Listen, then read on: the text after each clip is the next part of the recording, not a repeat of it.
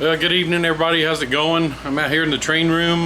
Just thought I'd give you an update on some things that I've done. The big thing is, as you can see up there, if the camera will go up there, is I have an air conditioner. So, Wilmer, no more wind tunnel. So, I now have cool air. So that was a big thing. The other thing I've got done is I have my peninsula done. So you can see the end of it down there. And of course, if I turn the camera all the way to the end, you can see down there. That's where it starts. So what's going to happen is the track's going to come around where you see it starting to curve in the back, come up the peninsula. There will be a at the end of the peninsula, there's going to be where it curves around and comes back, and then goes down and then comes back up. And then of course across the door over there, there's going to be a lift out section or a drop down or a swing out. Still haven't decided yet how I'm going to do that. So trying to figure out how to get it done easily because my carpentry skills aren't the best. That's probably one of the things I dislike most about model railroading is the benchwork part of it. And especially because of warped wood. You know, you go and buy wood anywhere, it's going to be, you've got to fix it and mess with it. And it's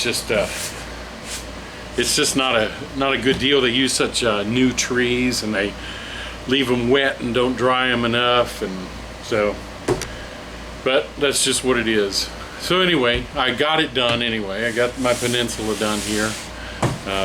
Hope you like it. I think it'll work out pretty well. The other thing I did was over across there, you can see there's some more bench work there. So on this side of the yard, there's going to be a spur coming off with some industries there. So probably 3 or 4, and that spur will serve those few industries. That'll just give me some extra switching opportunities around the yard. So what else? Okay, next thing is I am going to do a live stream. And what I plan on doing is doing a live stream on Thursday after Rodney does his. So after Hot Rod Rodney is finished, I think he finishes at 7 p.m. Eastern. I'm going to do mine at 7:30 Eastern. Now, if that's not right, somebody please let me know, because I don't want to run into his, and I sure don't want to step on anybody else's toes if they're doing a live stream. So, because I could always move it to Friday evening after Vinny. So I just thought that since Vinny starts at 7, I thought it'd be a little bit late for the East Coast guys.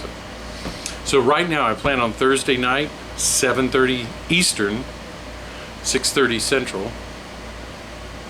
I'm sorry, I take that back. He goes from 6 to 7.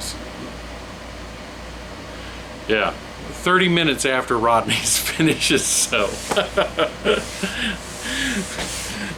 So I'll try to update after I start to do math in my head. I'll update it on the down in the comments. So so what I want you to do, and I'm just going to carry the camera over here.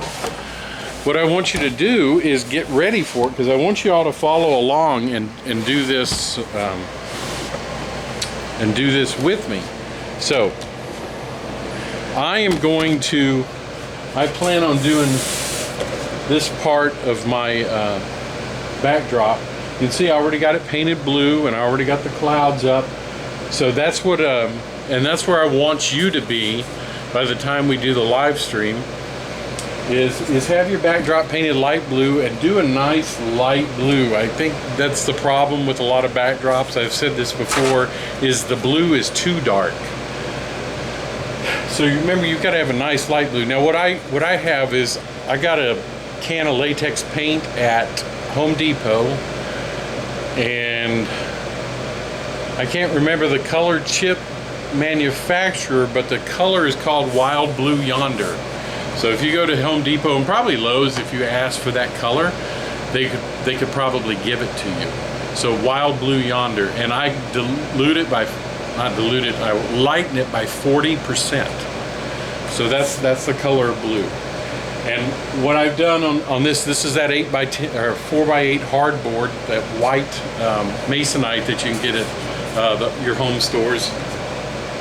I put down a coat of gray primer, and actually 2 coats, and then 2 coats of blue, and then I airbrush the clouds. And you can go to my other video and see how to do the clouds. So even if you get you a little square of it, you know, just to follow along and practice, if you don't want to do a real backdrop. So apart from that, I want you to get a round brush. Now, my brushes aren't clean because I'm getting some new ones.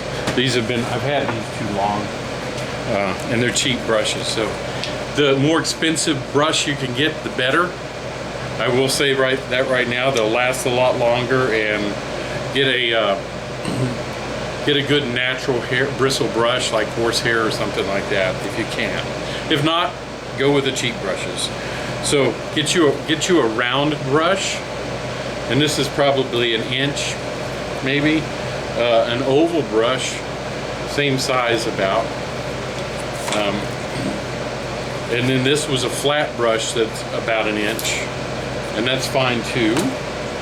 And then I want you to get a 1/4 inch flat brush. It comes to a very fine flat tip, and then get you something like a 00 brush. So if you get those 5 or 6 brushes, you'll be good. And like I said, you don't have to get the most expensive ones, but if you do, they'll last a lot longer, and they'll hold their shape better while you're painting. So the other thing I want you to get, now I got these at Michael's. Hobby Lobby has a similar brand, but these are just artist acrylics, and there's only 6 colors to get. Here's the 6 colors: black, white, red, yellow, blue, and green. And that's it. That's all you need. You can make any color. And the only reason you're getting green is because you're using so much of it that it wouldn't be feasible just to get yellow and blue to mix to make green. So get yellow, red, blue, black, white, and green. And those are the 6 colors you need. Now, you've got to get stiff colors. You've got to get stuff that's thick. Okay, don't try to use the stuff from you get out of a bottle at Walmart, the 99-cent stuff. That'd be nice, but it's not going to do what you need it to do when you go to paint. So make sure you get some nice thick paint. And if you want to use oils, that's fine too. I just happen to get acrylics. They're a little bit cheaper. And the thing is, if you paint oil, which is a solvent-based paint, over latex, you're gonna smear your latex paint. It's going to run. So that's why I said it's probably better to get acrylics if you're using a latex background. If you're doing an oil background, then by all means get oil paints. So, but you need the stuff in the tube that's really thick to do what you need to do. So that's it, I think. If you want to follow along, get your paints and your paint brushes. Have your backdrop ready, and we'll just go ahead and start painting trees like you see over there on my backdrop. I don't know where you can see those. So anyway, one last overview of the terrain room. You can see the yard there, and my new Benchwork, and then there's the peninsula. If I can zoom back, you can see my how I had to end it up with an octagon.